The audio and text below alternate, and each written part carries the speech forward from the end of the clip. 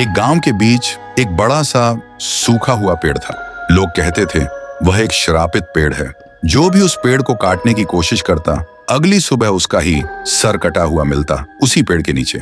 और अजीब बात यह थी कि हर पूर्णिमा की रात के बाद उस पेड़ से एक लाश लटकती हुई मिलती थी। गांव वाले सहमे रहते थे, पर असली राज किसी को नहीं पता था। फिर एक दिन गांव का एक जवान लड़का राइस्टार एक पंडित के पास जाता है और कहता है, बाबा, क्या कोई उपाय नहीं उस भूतिया पेड़ से गांव को बचाने का?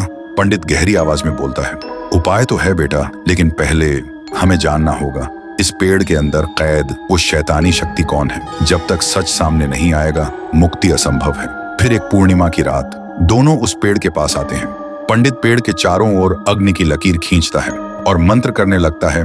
मंत्रों की गूंज हवा को कांप आने लगती है। और उसी बीच राइस्टार गरज कर बोलता है, सुन, अगर तू सचमुच यहाँ बसा है तो सामने आ और बता, तू मासूम लोगों की जान क्यों ले रहा है। तभी पेड़ में एक लड़की का चेहरा आता है। वह चिल्लाती है, बंद करो ये मंत्र, मेरे कान फट रहे हैं। राइस्टार दहाड़ता है, पहले सच बता, तू इस पेड़ में क्या कर रहा है और क्यों गांव वालों का खून पी रहा है।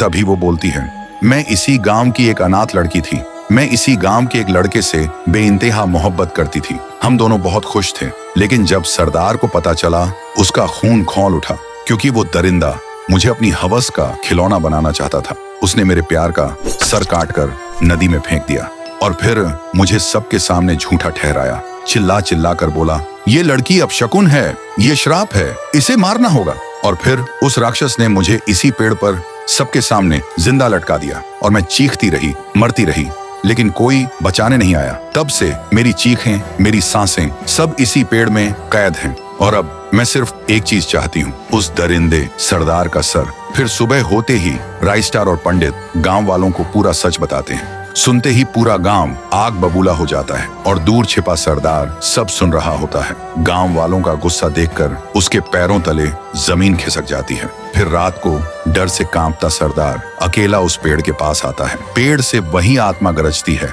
आ ही गया तू दरिंदे, तेरे ही खून की प्यास थी मुझे। सरदार घुटनों पर गिरकर रोता है, माफ कर दे, मैं हवस में अंधा हो गया था, मुझसे गलती हो गई। लेकिन तभी उसका सर खुद ब खुद धड़ से अलग हो जाता है। पेड़ तेज रोशनी में जल उठता है और फिर धीरे धीरे शांत हो जाता है। सुबह गांव वाले पेड़ के पास आते हैं और देखते हैं सरदार की लाश बिना सर की जमीन पर पड़ी है। पंडित मुस्कुराकर कहता है, अब श्राप खत्म हो गया। और राइस्टार आखिरी बार कहता है, गांव को श्राप से बचाने के लिए एक ही चीज चाहिए थी, सच का सामना करने की हिम्मत। और आज वो हिम्मत जीत गई।